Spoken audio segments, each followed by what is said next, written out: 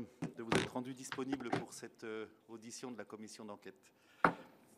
Bien, mes chers collègues, après une interruption de près d'un mois, nous poursuivons les travaux de la commission d'enquête sur l'utilisation des aides publiques aux grandes entreprises et à leurs sous-traitants, avec l'audition en visioconférence de M. Xavier Bertrand, président de la région Hauts-de-France, et de M. Louis Saforès, directeur de cabinet adjoint.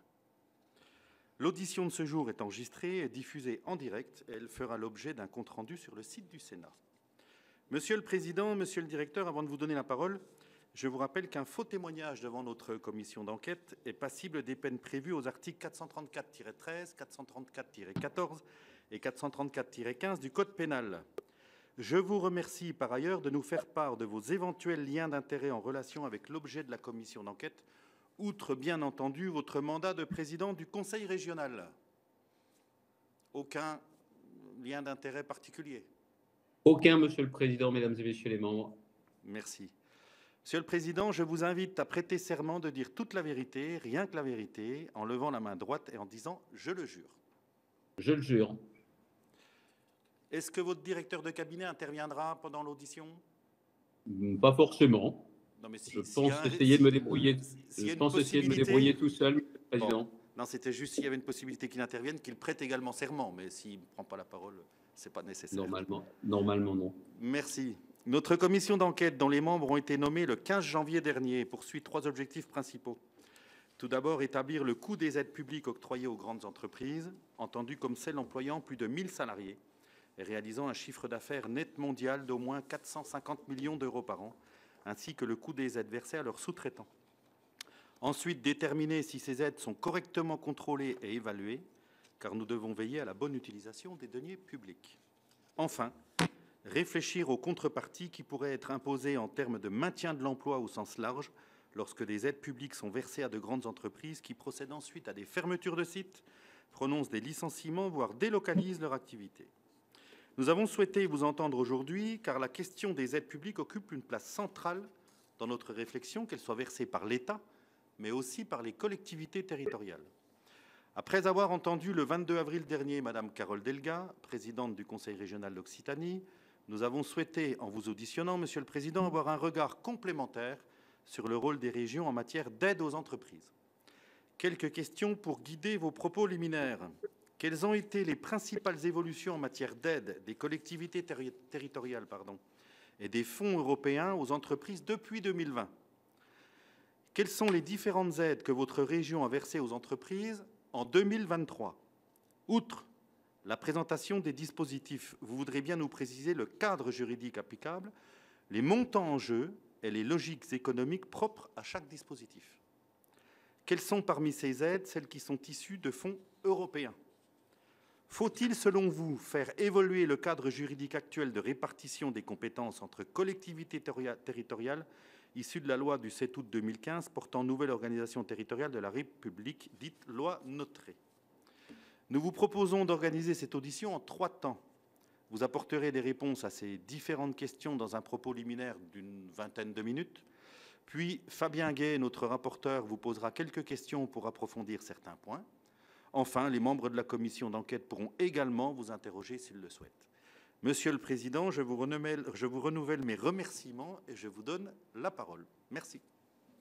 Merci, Monsieur le Président. Alors, je ne vois pas l'ensemble de la salle et savoir quelles sont les sénatrices et sénateurs qui sont présents. En tout cas, je vous salue les uns les autres. Et s'il y a des questions tout à l'heure, bien évidemment, ça me permettra de savoir qui me pose des questions au-delà du rapporteur. Comment vous dire? Tout d'abord, vous le savez, les compétences obligatoires des régions sont de 3 niveaux. Il y a les lycées, la propriété des lycées, l'entretien des lycées, le personnel de restauration, le personnel de service, les transports, transport scolaire, transport interurbain, et tout simplement le droit de faire un chèque à la SNCF, et par contre, l'économie, l'emploi, la formation. C'est la première compétence du Conseil régional. Et à titre, politique, je n'ai pas délégué l'économie à un autre élu. Il n'y a pas à la région de vice-président à l'économie. Il n'y a pas à la région de vice-président à l'industrie. C'est la première compétence de la région. J'estimais, comme c'était la région qui avait été le plus privée d'emploi et que j'avais fait de l'action économique et du développement de l'emploi, du recul du chômage, ma priorité absolue, je n'ai pas délégué cette compétence. J'ai un vice-président chargé des relations avec les entreprises, j'en ai un qui est donc chargé de la formation, mais l'industrie et l'économie à proprement parler, c'est moi qui assume ces fonctions en propre et personnellement, je ne les ai pas déléguées. Nous fonctionnons avec une équipe très restreinte, ce qui permet également d'avoir une vraie réactivité. En clair, la directrice générale adjointe en charge d'affaires économiques, Laura Marzouk, le directeur général de NFI, dans France Invest, qui est le bras armé du conseil régional pour l'investissement, que ce soit Philippe Beauchamp, mon vice-président chargé des entreprises et de la formation, qui était auparavant président de la commission des affaires économiques, Louis Saffort, mon directeur de cabinet adjoint, mon directeur de cabinet et moi-même, voilà l'équipe qui est en quelque sorte la cellule d'action économique, cette task force économique, ce qui nous donne vraiment une fluidité dans les échanges d'informations et dans les prises de décision. Qu'il s'agisse d'entreprises en difficulté ou qu'il s'agisse d'attractivité pour faire venir des entreprises. Concernant la loi Notret que vous évoquiez, Monsieur le Président, pour une fois qu'une loi clarifie les choses. Aujourd'hui, très clairement, il est reconnu, il est admis que le chef de file en matière éco, c'est le conseil régional. Et pour répondre directement à la question que vous alliez me poser ensuite, non, je ne souhaite pas que l'on rebatte les cartes entre les collectivités locales. Aujourd'hui, très clairement, les communes ont la clause de compétence générale, mais on sait bien que la plupart du temps, elles ont délégué ça aux intercommunalités, communautés de communes, communautés d'agglomération, communautés urbaines, métropoles. Les départements n'ont plus cette compétence, et même s'il peut nous arriver dans certains domaines, tourisme ou agriculture, de pouvoir établir des conventions pour leur permettre d'agir, aujourd'hui, les seuls avec qui nous partageons, mais c'est surtout leur action sur le foncier qui bien souvent est la clé d'action pour elles, ce sont les intercommunalités. Mais la région, c'est clairement le chef de file en matière éco, et mon Dieu que ça clarifie les choses. Mon Dieu que ça clarifie les choses. Donc je sais qu'il y a aujourd'hui des débats portés même au sein de votre Haute Assemblée, Monsieur le Président, pour dire qu'il faudrait que les départements puissent retrouver cette compétence économique. Moi, ce n'est pas que je ne suis pas partageur. Je vous dis, j'ai signé des conventions sur l'agriculture avec certains départements demandeurs, mais je pense que ça n'ajouterait pas à l'efficacité et qu'au contraire, ça pourrait nuire à cette efficacité, à cette visibilité. Surtout qu'en plus, je ne veux pas rentrer dans le débat aujourd'hui des finances des collectivités locales et notamment des finances départementales. Je pense que je peux avoir des questions. Je ne cherche pas à être provocateur dans mon propos, mais peut-être que je le suis quand même et que ça éveillera des débats. Donc, la région aujourd'hui est seule compétente pour définir les règles d'attribution et décider de l'octroi des aides aux entreprises dans la région. Les aides à l'immobilier et pour le foncier, je l'ai dit, ça, c'est, on va dire, le bloc communal, parce que je pense bien évidemment à l'intercommunalité. L'idée, c'est la création d'emplois, la création d'entreprises ou l'extension d'entreprises existantes. On a aujourd'hui aussi tout un rôle important, nous, sur les entreprises en difficulté, parce qu'on a mis en place, notamment avec le Fonds de premier secours et avec Hauts-de-France Prévention, des outils spécifiques pour aider les entreprises, non pas pour le retournement, mais tout simplement pour faire face à des difficultés qu'elles peuvent avoir, notamment en lien avec les tribunaux de commerce. Si ça vous intéresse, Monsieur le Président, et pour les membres de la commission d'enquête, je peux vous passer tout un topo sur cette expérience du Fonds de premier secours, qui est unique en France. C'est une idée qui revient à l'ancien président du tribunal de commerce de Lille, qui était président de la conférence des tribunaux de commerce de la région Hauts-de-France. C'est quelque chose qui est efficace, qui a permis de sauver des milliers d'emplois. Et c'est par ce biais-là notamment que nous intervenons sur les entreprises en difficulté. Nous sommes également dotés de nouveaux instruments financiers que nous sommes en train de consolider aujourd'hui, de façon à pouvoir disposer d'une vraie force de frappe, d'une véritable boîte à outils sur les aides aux entreprises. Je finis mon propos un peu général pour revenir plus précisément en répondant à vos questions. Dans la région des Hauts-de-France, aujourd'hui, qu'est-ce que nous sommes capables de proposer par rapport aux uns et aux autres? Des aides, on va y venir, c'était le cœur de mon audition aujourd'hui. Des aides directes, bien évidemment, où c'est nous-mêmes qui négocions le montant des aides à l'implantation. Nous aidons les entreprises de petite taille, de moyenne taille, mais aussi les grands groupes. Nous le faisons également, et en mettant un certain nombre de contreparties, notamment sur la garantie de l'emploi à venir. Je vous le dis tout de suite, et je le répéterai, Monsieur le Président, je pense que la meilleure des garanties sur le maintien de l'emploi et de l'activité, c'est le niveau des investissements consentis par les entreprises. Une entreprise qui va mettre 500 millions d'euros sur la table, qui met 1 milliard d'euros sur la table, nous pouvons mettre toutes les contreparties que nous voulons, nous savons qu'elle va rester pour longtemps. Une entreprise qui n'investit plus, ou une entreprise qui va investir très peu, ou alors un porteur de projet qui met très peu d'argent frais, là, on peut s'interroger sur la viabilité de son entreprise. Mais le niveau des investissements consentis, c'est la meilleure assurance vie pour l'emploi et pour l'activité sur un territoire. Voilà ce que je voulais dire. Sur la partie européenne, bien évidemment, nous avons les différents fonds européens. On pense bien évidemment au FEDER, mais pas seulement, notamment ceux liés à la recherche et au développement. Et nous avons, parce qu'il y a un exemple très précis dans la région qui est celui des batteries électriques pour les voitures, il y a aussi le respect des règles européennes qui s'imposent à tous, notamment les règles d'État. Vous savez que pour bénéficier du cadre financier d'investissement sur les gigafactories de batteries électriques, il a fallu qu'à l'époque, le gouvernement français obtienne de l'Union européenne la possibilité de déroger au système des aides d'État et d'avoir un système ad hoc. Donc, on est très clairement, nous, tributaires des régimes d'aides notifiées ou informés par l'État. Le tout dernier point sur lequel je veux insister, la région assure aussi un rôle de coordination des aides aux entreprises accordées en région, notamment dans le cadre du schéma régional de développement économique, d'innovation et d'internationalisation, ainsi, comme je vous le disais tout à l'heure, des conventions conclues parfois avec les départements, agriculture, tourisme, mais aussi parfois avec les intercommunalités. Au moment notamment de la crise Covid, je n'ai pas hésité à conventionner avec des intercommunalités qui le souhaitaient pour pouvoir faire en plus. Je n'ai pas profité de ça pour retirer la participation de la région, mais c'est ce qui nous a permis de faire en plus, et c'est ce qui nous a permis de nouer un certain nombre de conventions à l'époque. Voilà clairement pour moi les compétences de la région des Hauts-de-France en matière d'entreprise. En clair, qu'est-ce que je n'ai pas le droit de faire? Ce que la loi m'interdit de faire, pas grand-chose. Qu'est-ce que je ne peux pas faire? Ce que mon budget ne me permet pas de faire parce qu'il n'est pas extensible à l'infini. Depuis 2020, vous me posez la question, Monsieur le Président, depuis 2020, les dispositions législatives et réglementaires ont peu évolué. Il y a eu la crise Covid, mais qui est un moment extraordinaire. Donc, bien évidemment, j'y reviendrai si vous le souhaitez, mais c'est bien évidemment l'État, avec l'instauration du quoi qu'il en coûte, qui a donné véritablement le là. Mais c'est vrai qu'avec la hausse des coûts de l'énergie, on a été amené à soutenir l'économie régionale dans un contexte qu'on va qualifier d'interventionniste, qui avait été quand même clairement favorisé par l'État et y compris par l'Union européenne. Juste un point concernant les fonds européens, Monsieur le Président. Contrairement à la programmation 2014-2020 des fonds européens, la programmation actuelle, qui est de 2021-2027, a exclu par principe les grandes entreprises du bénéfice des aides européennes. Les exceptions concernent les seules collectivités territoriales ou leurs opérateurs privés et publics, mais pour le reste, il n'y a pas la possibilité de pouvoir accorder des aides européennes aux très grandes entreprises. Dans les points, attendez, je prends un peu à la volée ce que vous m'avez dit.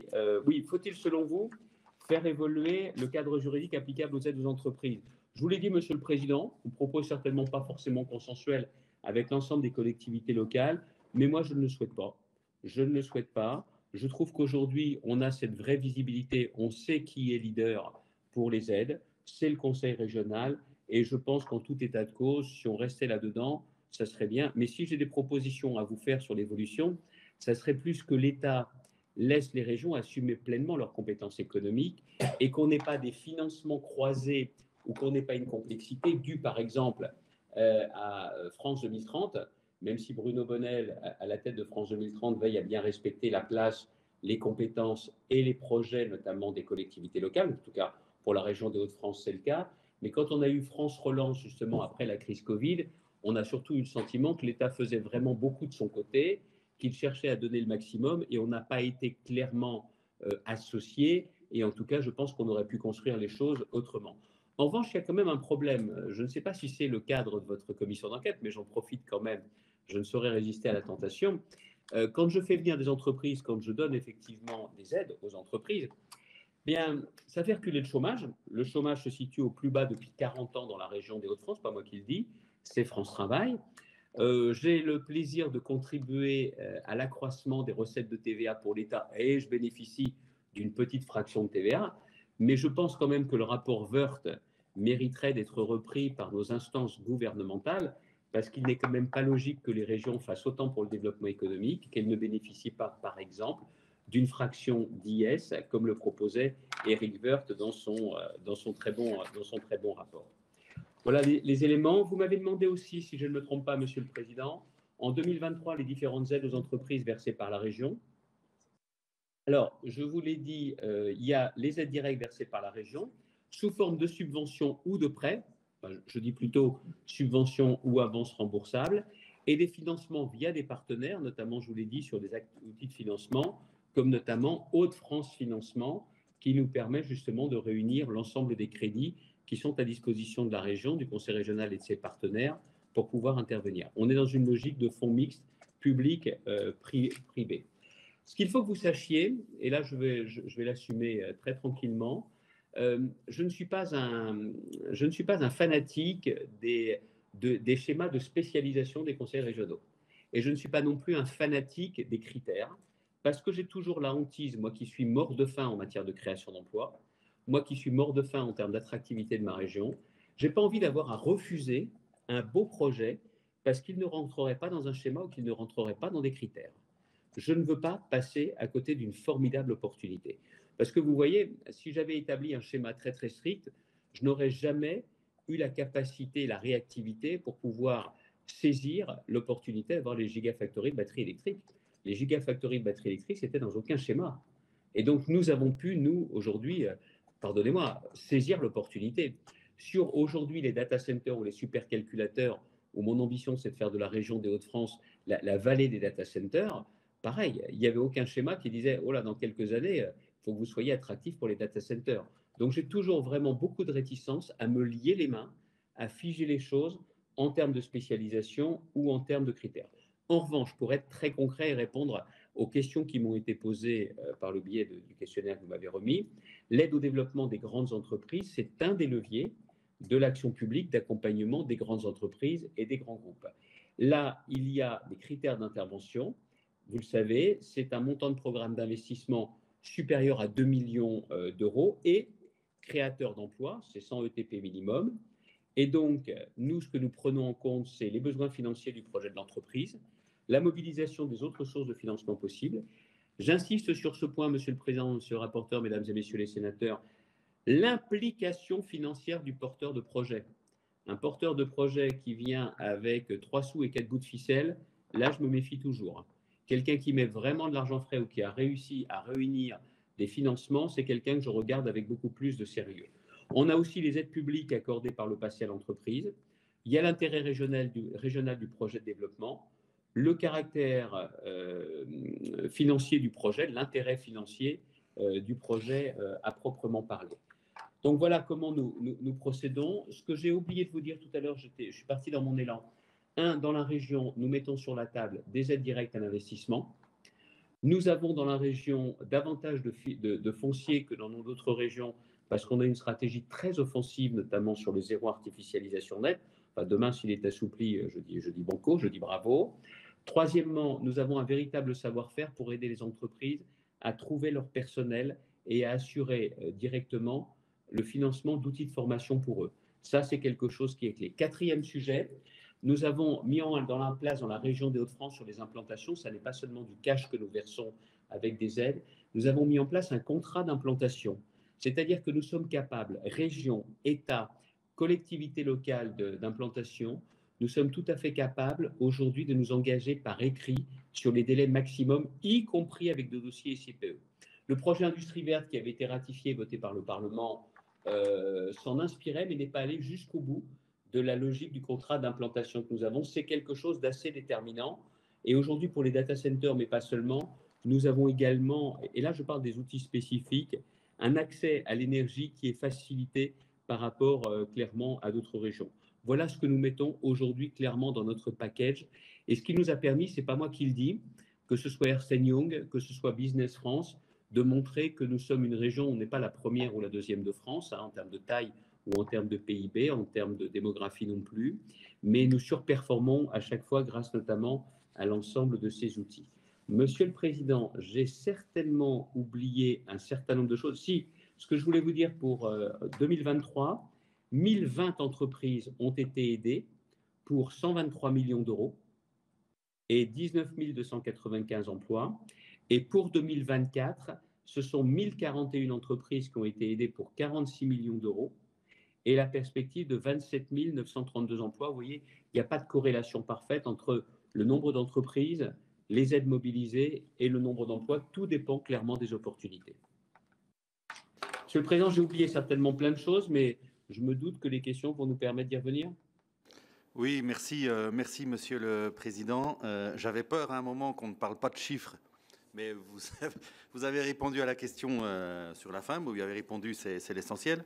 Moi, j'aurais juste une question d'approfondissement à vous poser. Peut-être, alors n'y voyez aucune malice ni aucun sens de la provocation, mais avant de donner la parole à notre rapporteur, quand on parle notamment de la redistribution des rôles, derrière ma tête ne se cache absolument pas l'idée de redonner de la compétence économique à d'autres collectivités comme le département, mais j'ai une autre question qui peut également vous agacer, mais je vais vous la poser quand même. Pas d'autre part, rien ne m'agacera, Monsieur le Président. D'après les différentes auditions qu'on a pu faire, on arrondit quelque part les différentes aides aux entreprises au niveau national, qu'elles soient grandes, petites, exonération de cotisation, accompagnement, avance remboursable, etc. On est grosso modo entre 150, 160 et 200 milliards au niveau national. Et si on fait le tour de toutes les aides qui sont allouées par les différentes collectivités, on arrive à un chiffre grosso modo entre 6 et 7 milliards, dont 1 à 2 milliards, on est plus près des 2 milliards d'aides financées par les régions. Et notre réflexion nous porte à nous dire que ces 6 à 7 milliards, mais aussi ces 1 à 2 milliards, presque 2 milliards financés par les régions, ne se font qu'au prix de mise en place de services et d'un certain coût pour pouvoir accompagner financièrement et verser ces subventions et ces accompagnements. Et la question, elle va au-delà de savoir si on redonne la compétence à d'autres collectivités. Est-ce que alors, je me doute un petit peu de la réponse, mais pour vous dire que la réflexion se pose quand même dans l'état actuel de nos auditions. Dans un souci d'efficience et de véritable efficacité, comment est-ce que vous verriez, de quel œil vous verriez alors, le terme est mal choisi, mais c'est le seul qui me vient vraiment à l'esprit. J'aime pas trop ce terme, mais un terme de recentralisation de l'accompagnement des entreprises par le biais d'un guichet unique qui peut être, moi j'imagine plutôt du côté de la préfecture départementale, parce qu'on a une vraie connaissance du territoire au niveau départemental, mais je ne parle pas du conseil départemental, je parle bien d'un guichet unique départemental, mais géré par l'État, qui serait seul et unique intervenant dans l'accompagnement aux entreprises. Ça nous permettrait à la fois d'être... Et n'y voyez pas de jugement de valeur par rapport à ce que font les régions actuellement. Je dis juste que dans l'ensemble des choses, et pas par rapport aux régions, une volonté d'être plus efficace, plus économe, et que ça coûte beaucoup moins cher d'allouer ces aides que d'avoir une multitude de services, une multitude d'intervenants pour finalement très peu, sans que mon propos soit péjoratif, très peu par rapport à l'ensemble des aides au niveau national qui sont affectées aux entreprises. Qu'en pensez-vous, Monsieur le Président ? Monsieur le sénateur, représentant des collectivités locales, parce que le Sénat est bien le représentant et le garant justement des collectivités locales, je vois que vous aviez un sourire quelque peu malicieux, je vous connais, parce qu'au final, ce que vous proposez, c'est la suppression des conseils régionaux. Une recentralisation qui plus est départementale. Où se situe l'aménagement du territoire dans une région comme la nôtre? Si chacun a sa vision départementale, comment garantir ce que le conseil régional est en train de faire sur notamment la vallée de la Batterie, qui s'est implantée pour commencer dans le Pas-de-Calais, et ensuite s'est installée dans le bassin minier, mais dans le versant nord, Douai, sur Dunkerque et pas seulement. Et ma vocation et ma volonté, c'est maintenant de faire descendre cette vallée de la Batterie sur le département de la Somme, avec Amiens, avec Tiamat. Comment une préfecture de département pourrait avoir la vision d'ensemble? Parce que je ne vous le cache pas, hein, dans les choix que nous faisons, et pourquoi j'ai pris la main sur le ZAN avec une enveloppe régionale, c'est pour l'aménagement du territoire. Hein. Moi, je ne peux pas avoir l'île et le désert autour. Hein. Je ne peux pas avoir l'île Dunkerque et le désert autour. Comment voulez-vous qu'un seul département, qui plus est à la main de l'État, pourrait, enfin, ces aides à la main de l'État, pourrait avoir cette vision sur l'ensemble de la région? Comment c'est possible? C'est impossible. Par ailleurs, si je peux me permettre, dans la région des Hauts-de-France, on a un très bon partenariat avec les préfets de région. Je pense déjà que la bonne vision, elle est régionale. Et je pense qu'effectivement, c'est le préfet de région qui, pendant très longtemps, les préfets ont été perçus comme les gardiens du régalien et que leur principale mission était régalienne. Moi, je trouve qu'aujourd'hui, le meilleur le meilleur connaisseur au niveau des services de l'État, de la réalité économique, des besoins économiques, c'est effectivement le préfet et le préfet de région. Donc, l'idée de dire c'est l'État, mais si je peux me permettre, je ne sais pas si ça rentre dans le champ de notre commission d'enquête, mais sur France Relance à l'époque, c'est de l'argent qui a été distribué, mais on aurait très bien pu se poser des questions sur effectivement la cohérence et l'efficience des aides qui ont été données. Donc, de penser que l'État ferait mieux que les collectivités locales, là, j'ai un doute. Que l'État fasse avec les collectivités locales, c'est bien. Pour ma part, je reste intimement convaincu que notamment sur les instructions de dossiers, même sur les financements, on aurait tout intérêt à ce que l'État garde un rôle de garant, mais que ce soit les régions qui disposent de davantage de compétences. Vous voyez, moi, je ne suis pas à rechercher absolument des compétences supplémentaires, mais j'aimerais tant que dans les compétences qui nous sont aujourd'hui dévolues par la loi à titre obligatoire, nous ayons la plénitude de ces compétences. Donc, je suis, pardonnez-moi, hein, je ne sais pas si c'est votre position, mais en totale opposition avec l'idée de recentraliser au profit de l'État et surtout au niveau départemental, parce qu'à mon sens, ce n'est pas la bonne échelle. Et je peux d'autant plus vous le dire que je suis certainement le seul président de région à plaider pour une forme de départementalisation des régions. Parce que je pense que les régions sont grandes, la mienne a une vraie cohérence géographique, mais je pense qu'on a tout intérêt justement à tenir compte de cet ancrage départemental. Mais l'ancrage départemental, c'est une chose, il n'est pas du tout en contradiction avec la vision d'aménagement du territoire au niveau régional. Merci. Et puis, si je peux me permettre, il faut qu'il y ait aussi un vrai volontarisme. Parce que vous savez, sur les gigafactories, je les ai décrochées les premières en allant me battre. Mais à l'époque, l'État était plus tenté. Bruno Le Maire, ministre de l'économie et des finances, avait dit que la première gigafactory, elle serait très bien dans le Grand Est, hein, et pas chez moi. Or, c'est quand même chez nous que nous avons connu les difficultés depuis bien longtemps. Donc aujourd'hui, certains disent, oui, dans les Hauts-de-France, ils auront la vallée de la batterie électrique, ils veulent la vallée, enfin, la vallée des data centers. Enfin, à l'époque, quand on était au fond du trou et qu'on avait un taux de chômage, il n'y a pas grand monde qui est venu nous filer main forte, hein, au niveau de l'État. Donc, c'est aussi pour ça que, très clairement, moi, je plaide pour que ce soit l'autonomie, la libre administration des collectivités locales qui puisse également faire la différence. Merci pour votre réponse. On ne peut plus clair, Monsieur le Président. On a bien compris dans le sens dans lequel vous vouliez aller. Une dernière question et après je donne la parole à notre rapporteur. Au vu des différentes auditions qu'on a fait, notamment de l'administration centrale, on se rend compte qu'il y a un vrai contrôle de fait au niveau des subventions qui sont allouées. Par contre, au niveau de l'évaluation des dispositifs qui sont mis en place, ça laisse plutôt franchement à désirer. Qu'en est-il, vous, au niveau de votre région? Est-ce que vous avez mis en place des critères et des dispositifs d'évaluation des aides et des subventions que vous mettez en place pour les entreprises? Et si oui, quel intérêt vous en retirez? Justement, je vais encore faire le procès de la proposition que vous évoquiez. Quand on voit la façon dont l'État est capable de s'auto-évaluer au niveau central ou au niveau déconcentré, je pense qu'on sait mieux faire. Hein.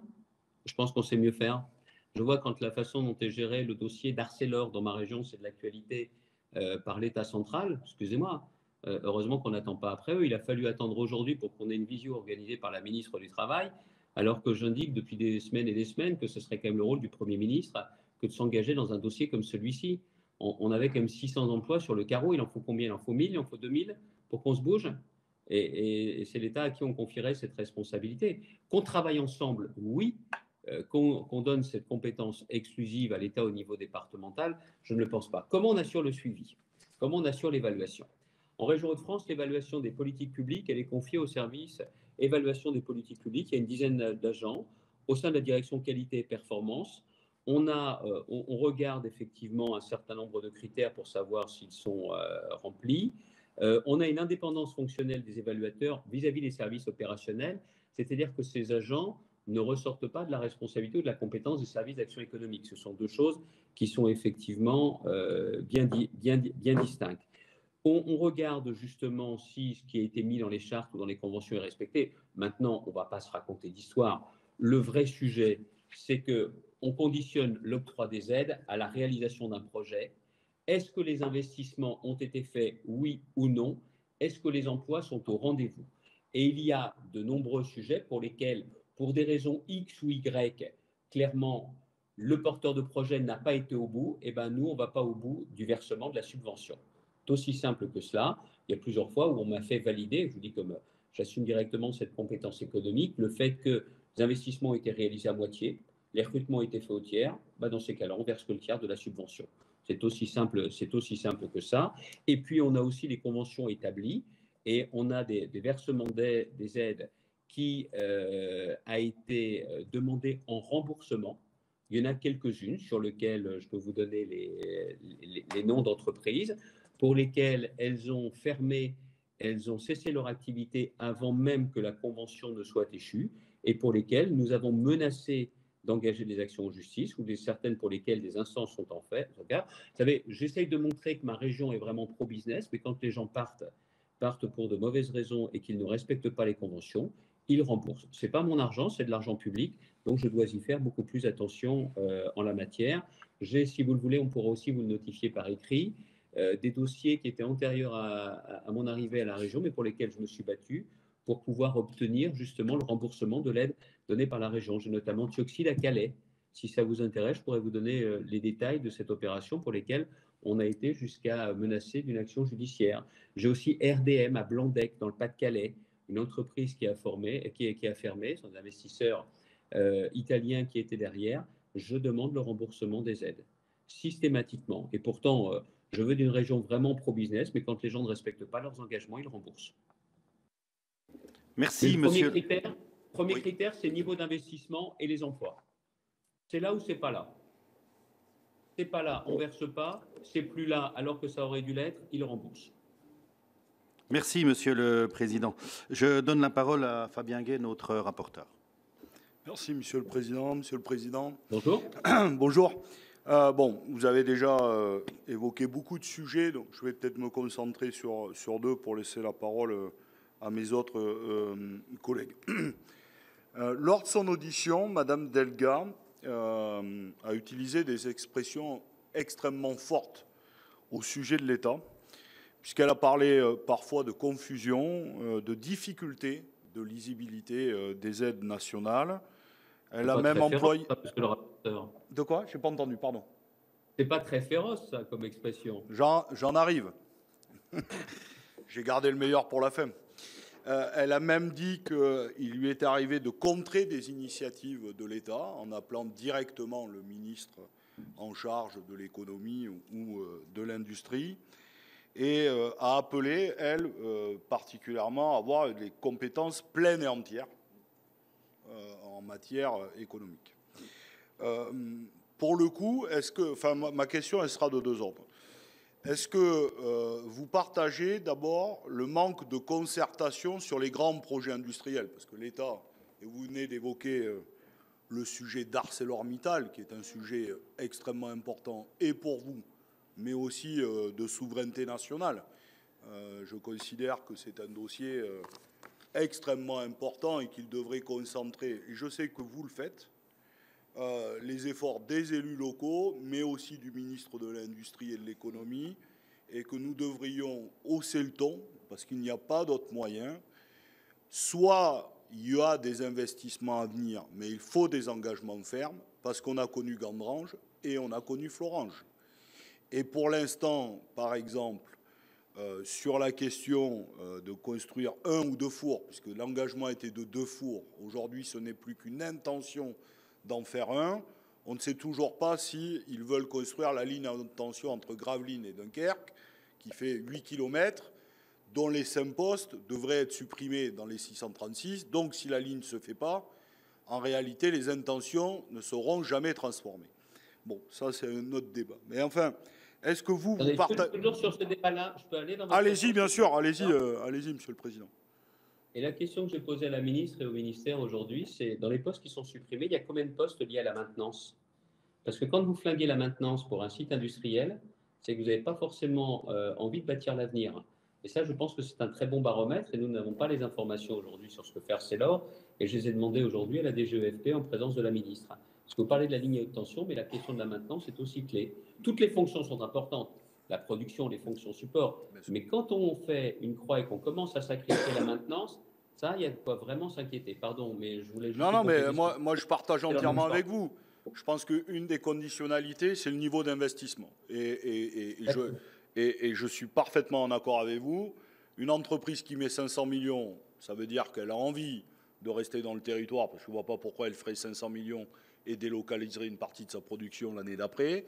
Celles et ceux qui vous font languir pendant 3 ans et demi en vous expliquant que les conditions ne sont pas réunies pour investir un premier euro, je pense que nous préparons la fermeture d'un site industriel. Voilà. Et ça, au-delà d'être communiste ou de droite, nous devrions nous retrouver sur cette question-là, et la maintenance, et la question des 5 ETP sur la construction de la ligne haute tension. Parce que s'il n'y a plus d'ingénieurs qui travaillent sur la construction de la ligne haute tension, fondamentale pour 1 ou 2 fours, il n'y aura jamais un four électrique à Dunkerque, et en 2030, il en sera fini, évidemment, de l'histoire d'Arcelor. Donc, est-ce que vous partagez avec Madame Delga que parfois, sur des grands dossiers industriels, il y a des doublons et qu'il pourrait avoir une autre fluidité s'il y avait d'autres rapports? C'est ma première question. La réponse est oui. Vous voyez, la DGE, et notamment son directeur aujourd'hui, Thomas Courbe, font du bon travail. Font du bon travail, et je le vois sur un certain nombre de dossiers. Sauf que derrière, moi je plaide, vous savez, pas seulement sur une décentralisation, je plaide pour une déconcentration très forte à la main des préfets de région, pour travailler en partenariat avec justement les conseils régionaux. Je crois beaucoup à cela, vous voyez. C'est-à-dire qu'il y a beaucoup trop de décisions qui se prennent à Paris. Notre pays est un pays formidable, mais l'État s'étant occupé de trop de choses à partir de Paris, ne pouvait pas avoir la bonne vision des choses. Ils déconcentreraient une partie de leur crédit à la main notamment des préfets, on aurait davantage cette coordination. Or, aujourd'hui, vous voyez, il y a eu la volonté de l'État de faire l'écosystème favorable aux gigafactories de batteries. La vérité, c'est qu'on n'a pas travaillé à l'époque avec eux sur les projets.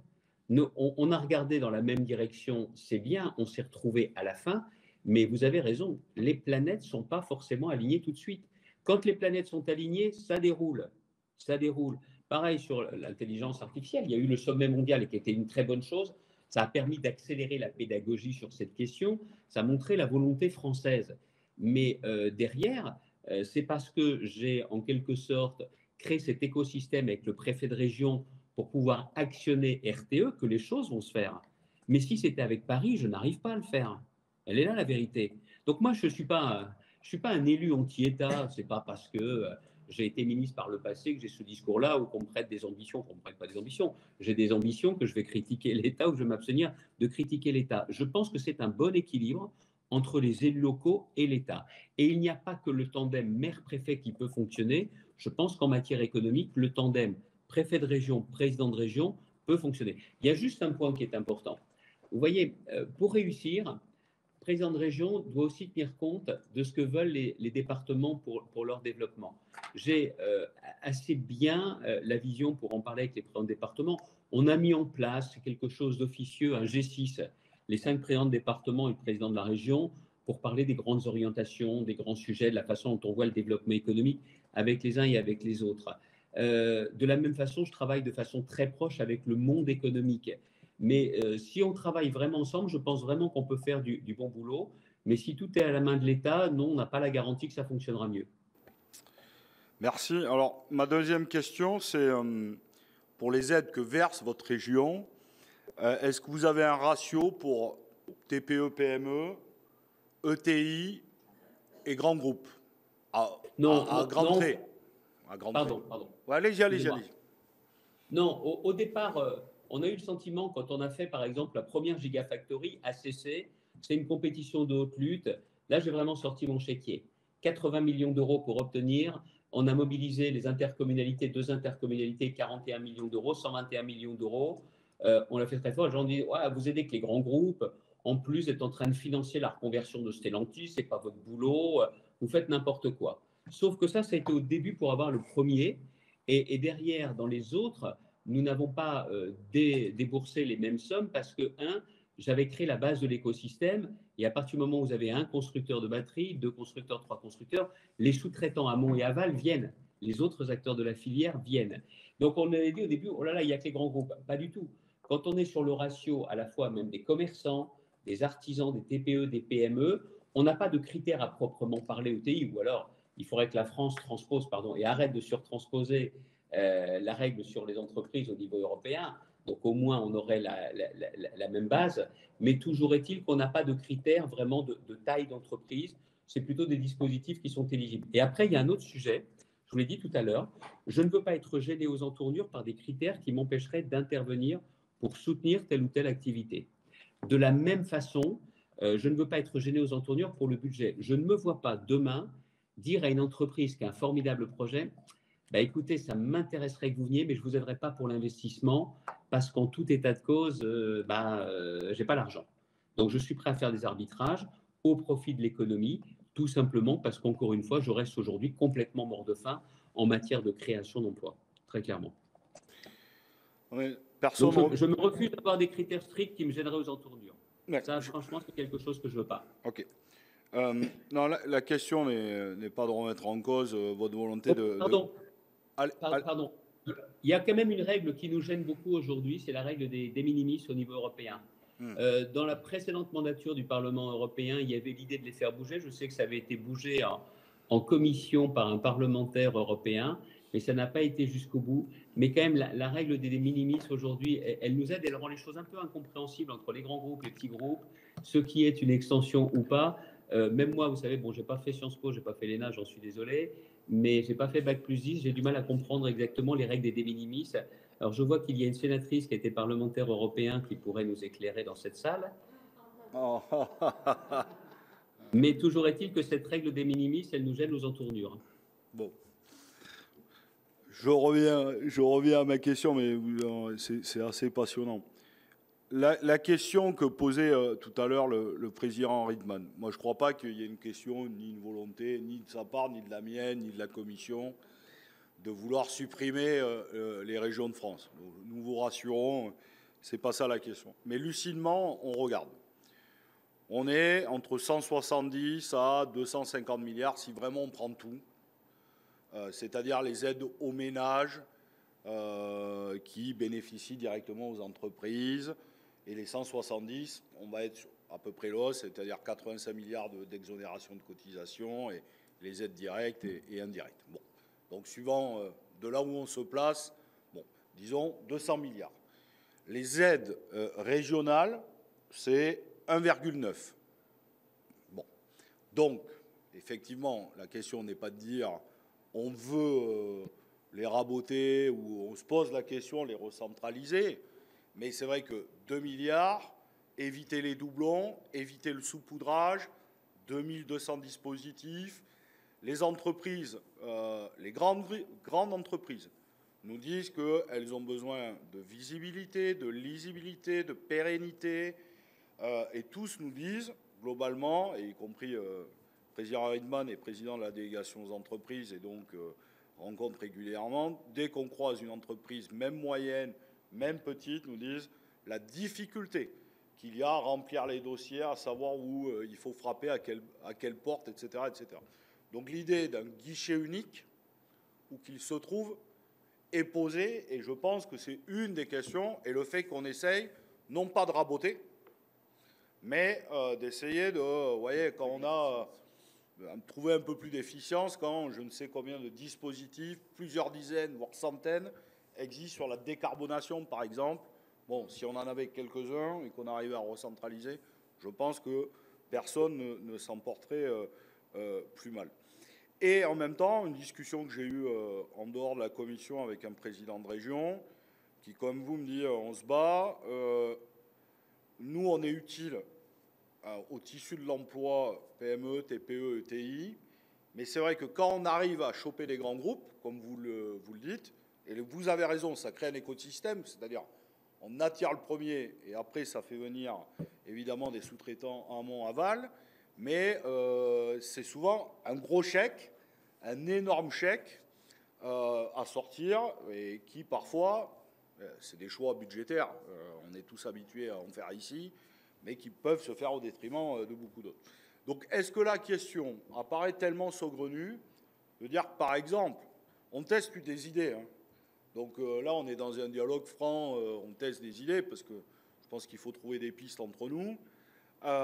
Est-ce que, on dirait pas, les régions gardent la compétence sur ETI, PME, TPE, voilà, et que sur des affaires de grands groupes industriels, là, pour le coup, c'est l'État en discussion, évidemment, avec la région pour permettre, évidemment, des fois son établissement et son développement. Oui, mais alors dans ces cas-là, quelle garantie on a que demain, on n'aura pas un gouvernement qui va nous flinguer à nouveau l'industrie avec ses erreurs, pour ne pas dire autre chose et rester poli? Quelle garantie on a? Vous avez vu comment on a laissé filer l'industrie dans ce pays? Moi, je contribue ardemment à la réindustrialisation du pays avec mes politiques. D'ailleurs, hier encore, le ministre de l'économie, lors de la signature du contrat de filière sur la stratégie industrielle, filière industrielle, reconnaissait que la région des Hauts-de-France se battait plus que d'autres. Bah, vous savez, parfois, on fait la réindustrialisation en plus de l'État ou parfois à la place de l'État. Hein. C'est comme ça, la vérité. Donc là, le vrai sujet, moi, je ne le cache pas, c'est que moi, ça me donne un effet levier. Demain, vous me dites, je le fais sur uniquement les outils, très bien. Mais est-ce que vous avez aujourd'hui, de la part de l'État, une véritable vision qui vous garantira et à la fois un objectif industriel, parce que les grands groupes en la matière sont souvent industriels, et est-ce que l'on aura en plus la garantie de l'aménagement du territoire? Mais si à l'époque ça avait été l'État sur les grands groupes, mais moi j'avais que mes yeux pour pleurer, hein, mais 15 000 emplois sur les batteries électriques, je ne les voyais pas. Et dans quelques années, qu'est-ce qui se passait? J'avais dans la région, après les mines, après la sidérurgie, après le textile, une industrie automobile qui se casse la gueule. Voilà ce que j'aurais eu dans ma région si je ne m'étais pas battu. Et je vais vous dire un truc, je ne risquais pas de pouvoir compter sur l'État à l'époque. Alors, le volontarisme existe, mais le volontarisme, il faut aussi que j'ai des moyens. Et le vrai sujet à l'époque, je ne fais pas confiance à l'État sur l'aménagement du territoire au niveau global, parce qu'on le voit bien aujourd'hui, il faut quand même avoir la nostalgie de la DATAR pour avoir quand même une vraie vision d'aménagement du territoire dans ce pays. Donc voilà, alors pardonnez-moi, vous avez parlé des communistes tout à l'heure, je suis gaulliste, c'est vrai que c'était quand même une époque bénie, on me disait, entre les communistes et les gaullistes, je vais m'arrêter là, mais enfin, il y avait une vraie vision stratégique. Il n'y en a plus, il n'y en a plus. Les politiques ne pensent que jusqu'à quel moment je vais encore rester au gouvernement avant d'être renversé, et les autres raisonnent au maximum. Alors c'est quoi la prochaine élection? Moi, je raisonne ici à l'échelle de la décennie, voilà.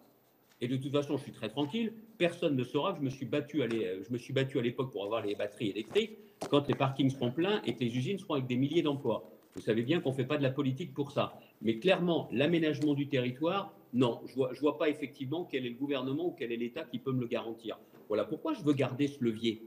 Je le dis très clairement, hein, je le dis très clairement. Parce que je pense que le volontarisme ne peut pas se résumer à l'offre de formation, ou alors à ce qu'on a été capable de créer comme écosystème favorable. Je veux pouvoir intervenir. Et c'est vrai, tiens, si vous me donniez un levier fiscal, alors attendez, je vais assumer pour que vous compreniez tout. Vous êtes dans la région Les Hauts-de-France où il y a la carte grise la moins chère de France. Pourquoi? Je suis pourtant l'une des régions avec la Corse les plus pauvres de France. Eh bien parce que j'ai un taux très bas, j'ai une assiette très large. Pendant des années, depuis des années, les loueurs ont élu domicile dans les Hauts-de-France. Je pourrais vous vanter les mérites de la région, mais la réalité, c'est parce que j'ai la carte grise la moins chère. Sauf qu'avec un taux très bas, j'ai une assiette très large et je m'y retrouve très largement. Et c'est parce que j'ai ce levier fiscal. Ce dont je souffre, monsieur le rapporteur, c'est que j'ai quasiment pas de levier fiscal. J'ai une possibilité de quoi? De bouger d'Epsilon, la TICPE, et la carte grise. Et c'est tout. C'est ridicule quand même. Par contre, je me battrais pour l'économie et j'aurais une fraction d'IS, alors là, ça vaudrait la peine. Là, ça vaudrait la peine. Dans certains pays qui ne sont pas mon modèle, surtout par les temps qui courent avec le président qu'ils ont, les États-Unis, les États ont la possibilité, quand il y a des investissements, de pouvoir consentir des rabais importants et ils se payent sur quoi? Le niveau de l'investissement, les taxes liées aux investissements et l'emploi. Vous voulez que je vous dise un truc? Ça, j'ai envie de ça, moi. Hein. J'ai envie de ça.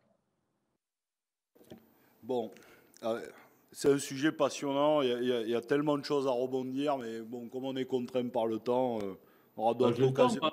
On aura d'autres occasions. Non, je finis parce qu'après, c'est ma dernière question. Moi, j'entends le volontarisme et on peut partager plein de choses. Le manque de vision stratégique de l'État sur la question de la réindustrialisation, c'est pas moi qui dirais le contraire. Sur à peu près tous les sujets, nous sommes absents depuis plusieurs années. Et donc je pense qu'il faut, il faut une autre politique industrielle et se rebattre pour férocement, mais ça passe par notamment la question énergétique, parce que le niveau d'investissement, dès qu'on rencontre un PDG, nous dit mais moi je ne vais pas investir en France. Il y a 15 ans, nous avions une compétitivité folle avec notre énergie nucléaire. Aujourd'hui, avec le marché européen, on ne sait pas à combien va sortir le mégawattheure. Vous allez au Canada, vous avez une énergie aussi décarbonée que la nôtre avec l'hydro, et elle est à 30 $ le mégawattheure. Donc, bon, donc il y a ça, il y en a tant d'autres. Bon, on n'a pas le temps de tout se refaire. Et on a pris un petit peu de retard entre 2016 et 2024 aussi. Hein. Exactement. Oui, tout à fait. Oui. On a, enfin, pardon. Dès 2016, j'étais demandeur, j'étais candidat pour avoir les EPR2. Voilà, parce que je les voulais en même temps que la Normandie. Bon, pendant longtemps, je n'ai pas prêché dans le désert, mais je me suis un peu époumoné. Hein. Alors maintenant, tout le monde, alors je ne dis pas ça pour vous, hein, vous n'êtes pas du tout concernés, mais au niveau gouvernemental, il y a parfois la foi du converti. C'est bien la foi du converti. Mais enfin, en attendant, on a pris un peu de retard. Hein. Bon, ben, c'est pas à moi que vous allez dire que je suis converti à l'énergie nucléaire. Hein. S'il y a bien des seuls qui parfois ont lutté dans le désert de dire qu'il fallait continuer, c'est bien nous. Bon, bref. Non, moi, ma dernière question, j'entends votre volonté de garder la même, mais comprenez quand même, on a une problématique, c'est que vous avez la main, en réalité, sur moins d'1% du budget alloué aux entreprises. C'est ça le réel. Vous nous dites, finalement, on est le meilleur parce qu'on connaît le terrain, on fait de l'aménagement du territoire, on sait... non, mais quand je dis ça, c'est pas provocateur. On est le meilleur. On serait les plus efficaces sur le terrain. D'ailleurs, Arnaud Montebourg a aussi prôné cette question-là, d'associer les élus locaux plus fortement, notamment sur les questions de garder les entreprises stratégiques comme ArcelorMittal. Mais mettons ça de côté. Donc, il y a ça, mais vous n'avez pas le budget pour le faire. Vous n'avez pas le levier fiscal pour le faire. Et donc, quelque part, il y a quelque chose qui dysfonctionne. Voilà. Alors, nous, on trace des pistes, on cherche. On n'a peut-être pas la bonne encore, hein, donc on va continuer à réfléchir. Mais là, il y a un problème. Et enfin, je le dis, comme il n'y a pas de levier fiscal, ça fait qu'il y a des régions qui peuvent se permettre de se battre parce qu'elles disposent, je ne dis pas que c'est vous, d'un budget qui leur permette d'aller se battre. Et puis, de l'autre côté, et je pense que ce n'est pas satisfaisant, on peut avoir des régions qui, elles, sont désavantagées sur cette question-là. Et de fait, là aussi, on rate notre cible, parce que vous êtes, et c'est normal, président de la région Nord-Pas-de-Calais, donc vous tenez à votre région. Haute-France, pardon. Haute-France. Pardon. Haute-France. Et donc, vous tenez à votre région, et c'est normal. Mais vous avez aussi quand même un regard sur l'ensemble du territoire national. Et donc, on ne peut pas satisfaire qu'une part significative de nos territoires n'arrive pas à réindustrialiser parce qu'elles n'en ont pas les moyens. Donc, de toute façon, ce débat que nous avons, il va continuer. Je voulais, Monsieur le Président, avant que vous répondiez, je voulais juste rajouter un petit point à la question de Fabien Gay. Au risque d'être, mais vous l'avez dit, vous me connaissez et on se connaît, au risque d'être légèrement politiquement incorrect. On parle de volonté de l'État de réindustrialisation. Moi, je le dis sans vergogne. Est-ce qu'on n'est pas plus ces dernières années, 5, 7, 8 ans, sur de l'argent, énormément d'argent mis, à juste titre, considérant certains points, sur de la décarbonation de l'industrie plutôt que sur de la réindustrialisation.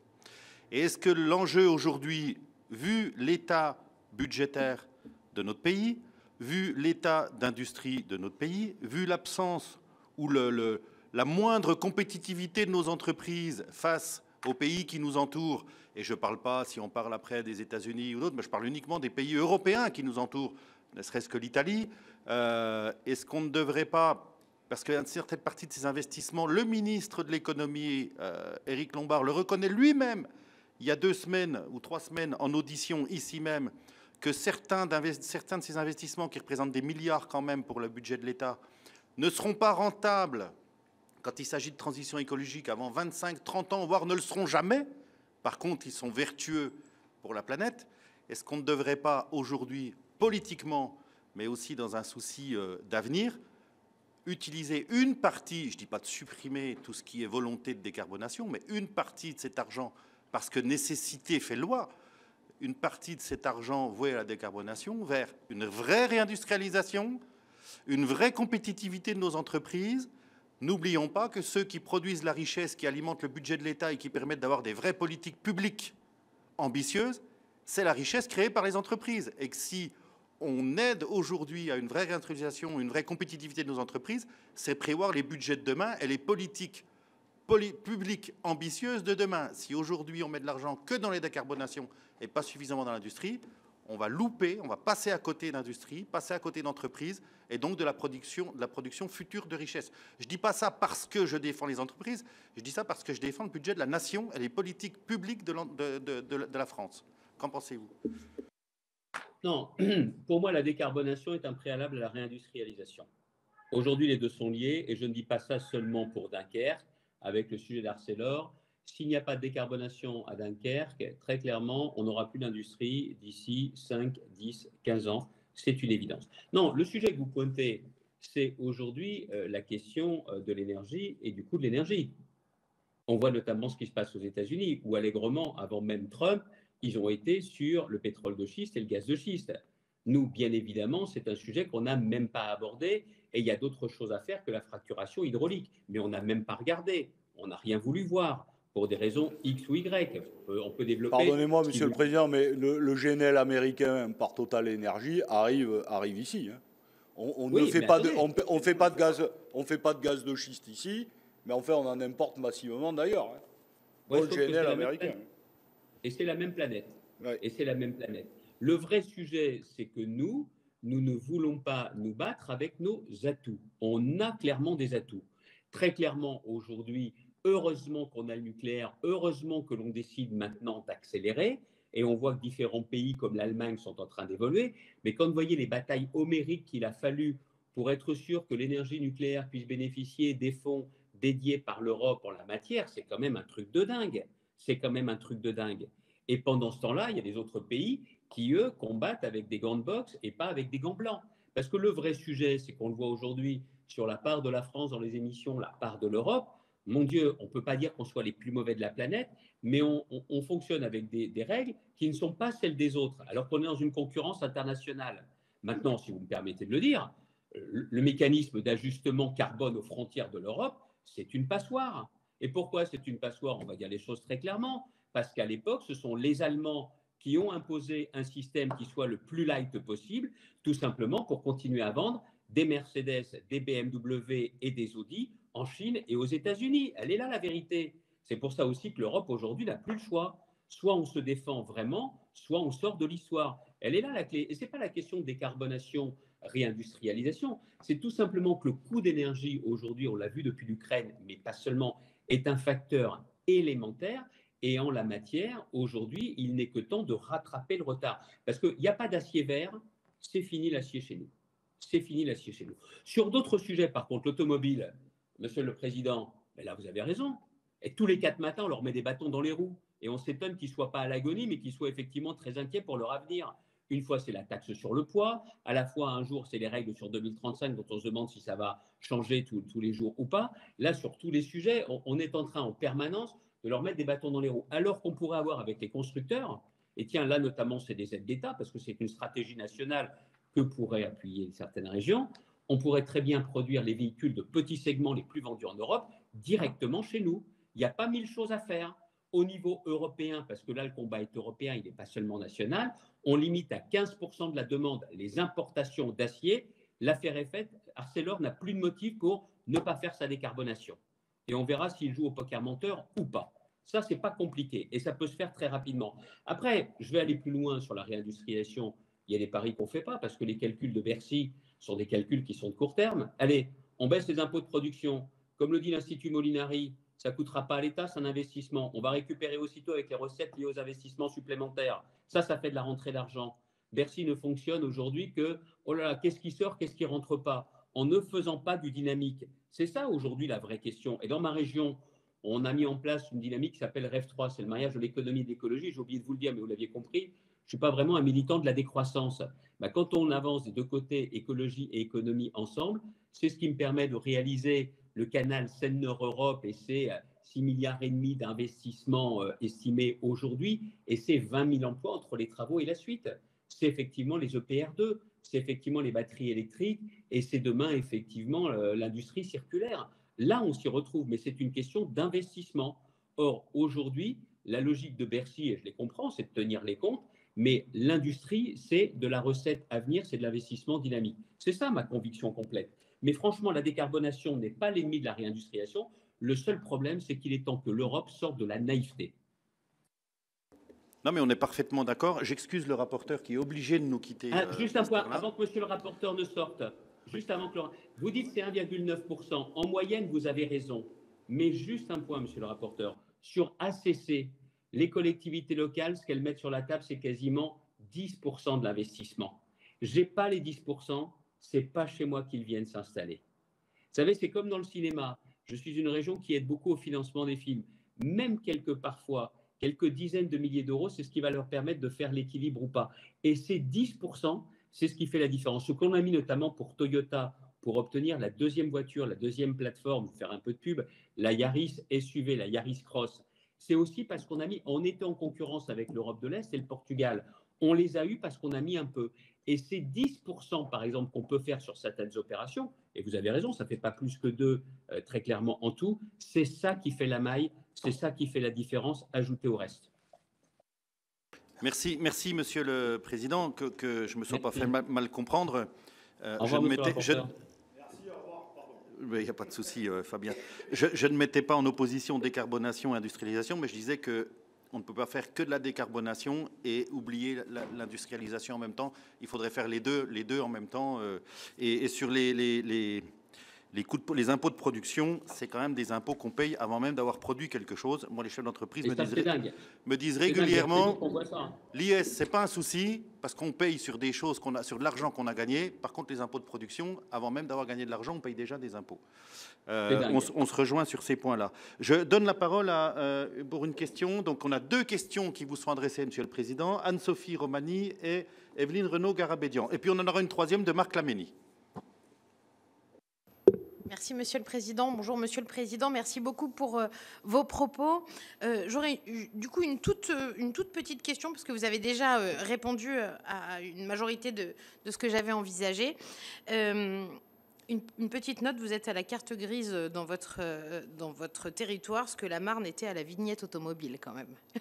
Exactement.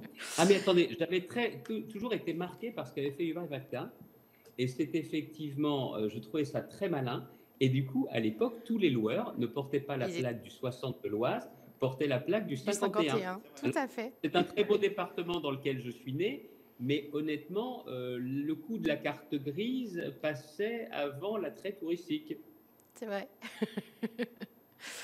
Et puis peut-être aussi une petite aparté concernant vos doutes sur la réelle volonté du groupe ArcelorMittal de poursuivre sur votre territoire. À Reims, ils ont quand même commencé à déménager l'outil de production, l'outil industriel, le transfert d'activité pour pouvoir dire ensuite que Reims n'était pas performant et surtout pas rentable. Alors effectivement, sans outil de production, on est moins rentable et moins performant. Effectivement, ça dénote peut-être la volonté stratégique du groupe. En tout cas, moi j'ai été plutôt attentive à vos propos concernant le fait que vous demandiez le remboursement. Alors soit effectivement vous ne versez pas les subventions puisque les engagements ne sont pas tenus, mais aussi vous demandez le remboursement quand in fine les engagements n'ont pas été tenus. Je voulais savoir si vous les obtenez, ces remboursements.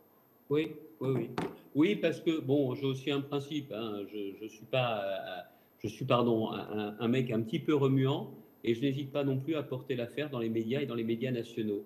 Je ne dis pas que ça aide, mais quand même un peu. Donc parfois il faut aller en justice, parfois il faut menacer d'aller en justice, et puis parfois, bon, je le cache pas, et je l'assume totalement. Le fait de médiatiser simplifie aussi les choses. D'accord, merci beaucoup. C'était ma seule question. Evelyne Renaud-Garabédian. Merci, Monsieur le Président. Monsieur le Président, certaines études ont souligné un déséquilibre dans la répartition des aides économiques régionales, souvent concentrées sur les grandes agglomérations, au détriment des territoires ruraux et des zones à déclin industriel. Par exemple, une part importante d'aides à l'innovation et à l'investissement est dirigée vers la métropole lilloise. Comment s'assurer que l'octroi de ces aides ne crée pas des déséquilibres régionaux? Merci de votre réponse.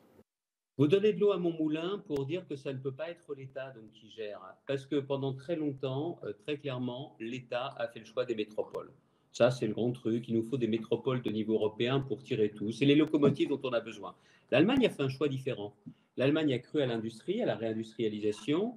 Et l'Allemagne a joué une carte qui était métropole et ville moyenne. Les villes moyennes sont importantes parce que ce sont les villes moyennes qui sont capables d'entraîner les territoires ruraux et semi-ruraux. Les métropoles, c'est beaucoup plus compliqué. Je crois beaucoup à un équilibre qui est lié à cela. C'est la raison pour laquelle, très clairement, moi, je fais le choix, quand je fais le choix de l'industrie, c'est un choix d'aménagement du territoire, Madame la sénatrice.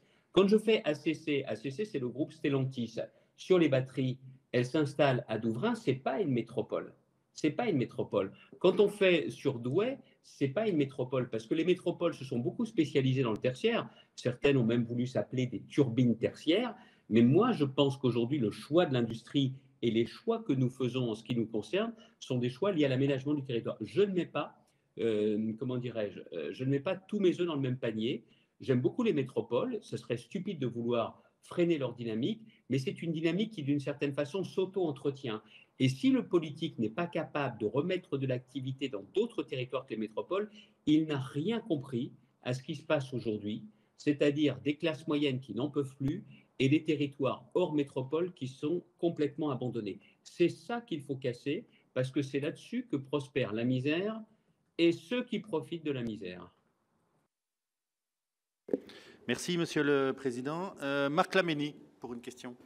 Oui, bonsoir Président, et puis merci sincèrement pour la qualité et la pédagogie, parce que je crois que c'est bien de rappeler les compétences des régions. Moi, simplement, les questions, c'est concernant les dossiers soutenus par la grande région. En termes de complexité, on en parle souvent que les dossiers peuvent être complexes, il y a différentes aides, et les aides régionales, est-ce qu'elles sont réellement efficaces pour même, enfin, à partir de quel seuil les entreprises peuvent être éligibles? Et je pense que c'est tout ce qui est lié à l'investissement. Voilà, c'était un petit peu pour une question un peu d'ordre technique ou matériel pour la constitution des dossiers et leur suivi. Voilà, merci beaucoup. Non, pas seulement, monsieur le sénateur. Pas seulement. Parce que vous voyez, difficile de vous voyez, Marc, parce que le sujet qui se pose, c'est que l'aide à la formation, c'est très important. Le fait de pouvoir aider les entreprises à avoir leur sourcing, à les former, leur personnel, c'est vraiment clé. Et même les entreprises qui existent, on a mis en place un dispositif dans la région qui s'appelle le DVRH. Ça veut dire très clairement le développement des ressources humaines qui nous permet justement d'avoir un véritable plus. Moi, je crois beaucoup que la partie RH, c'est à la fois avec le foncier l'or noir des années qui viennent, la véritable richesse. Et nous, c'est un point sur lequel on joue beaucoup. Il y a l'aide à l'investissement, bien évidemment, mais c'est vrai que sur des très grands groupes, on peut se dire, est-ce qu'ils en ont besoin? Ben oui, parce que même des entreprises comme Safran ont pu bénéficier de dispositifs régionaux. Et ça a été le petit delta, je reprends ce que disait tout à l'heure le président Rittmann, qui fait quand même la différence. Mais il n'y a pas que cela. Tout l'écosystème joue. Juste un exemple. Pendant très longtemps, la région produisait des pommes de terre. Et la transformation des pommes de terre en frites se faisait en Belgique. Je suis très sérieux là-dessus. Depuis des années, on observe un phénomène où la transformation se fait dans les Hauts-de-France. Pourquoi? Tout simplement parce qu'on a montré que notre écosystème d'installation, de rapidité d'installation, le parcours du combattant avait laissé la place au tapis rouge était une chose. Et on a pu aussi négocier avec l'État qu'en termes de réglementation, des eaux usées permettent de laver des pommes de terre qui, bien évidemment, n'étaient pas épluchées. Ça a fait aussi une partie de la différence. Et bien ça, Ce sont les élus qui ont fait valoir ces arguments auprès du préfet, des préfets courageux, qui ont imposé cette dérogation qui n'est pas extra-légale, mais une dérogation qui nous a permis de faire la différence. C'est tout cet ensemble. Et si on nous prive, nous, d'un moyen d'action, je ne vois pas comment on pourrait avoir la même efficacité. Mais je vous l'ai dit, si l'État nous avait garanti qu'il y avait une vraie déconcentration, si l'État nous avait garanti qu'on croyait depuis des années à l'industrie et à la réindustrialisation, si l'État nous avait garanti que l'aménagement du territoire était véritablement une focale pour eux, je ne tiendrais peut-être pas ces discours. J'ai été de l'autre côté de la barrière, j'ai été ministre, j'ai toujours travaillé avec les collectivités locales. Je suis aujourd'hui à la tête d'une grande région, je ne suis pas en guerre avec l'État dans ma région, mais le vrai sujet, c'est que si vous voulez avoir un État connecté, c'est dans les territoires. Et le meilleur alliage, c'est celui où l'État d'un côté, les collectivités locales et le monde économique en la matière, on travaille vraiment de façon très étroite. C'est ce que j'essaye de faire dans la région des Hauts-de-France. Et vous savez, je ne vous dis pas que nos résultats sont fantastiques moi-même. Il suffit de regarder les chiffres du chômage, il suffit de regarder les chiffres de Business France d'Ernst & Young, où clairement, le volontarisme, c'est quelque chose qui compte vraiment. Mais il ne faut pas, en la matière, nous couper ou nous rogner les ailes. C'est en tout cas ma conviction profonde. Bien. Merci, Monsieur le Président de la région. Merci à vous, sincèrement. Merci de votre disponibilité, de l'engagement et du dynamisme que vous avez fait preuve dans cette audition qui nous a paru tous très, très intéressante. Si toutefois vous avez des contributions écrites dont nous parliez tout à l'heure, bien évidemment que l'administration sera très heureuse de les collecter. Et puis, eh bien, je vous souhaite une bonne fin de journée à vous ainsi qu'à mes collègues. Merci à vous. Bonne soirée à toutes et tous, mesdames et messieurs les sénateurs. Merci.